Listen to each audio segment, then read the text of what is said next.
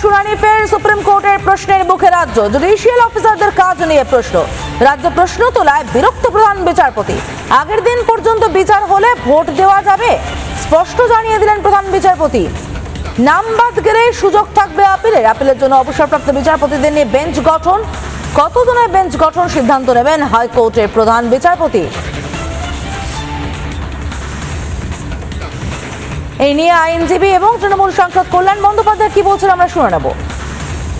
কমিশনকে বলেছে we are also not happy with your work, that has been shed.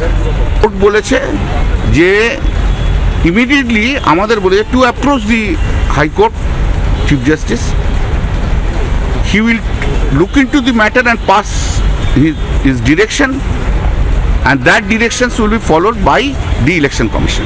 List পাবলিকেশনের জন্য যা আমাদের অ্যাপ্রোচ করতে হবে চিফ জাস্টিস অফ হাইকোর্টকে, তিনি সাপ্লিমেন্টারি লিস্টের ব্যাপারে তার ডিসিশন ইলেকশন কমিশনকে জানিয়ে দেবে এবং সাপ্লিমেন্টারি লিস্ট সেই মতো সাপ্লিমেন্টারি লিস্ট পাবলিশ হবে। ইলেকশন কমিশনের যে ক্ষমতা ছিল, ইলেকশন কমিশনের যে ক্ষমতা দেখার ছিল, সেই ক্ষমতাটা চূর্ণ হলো।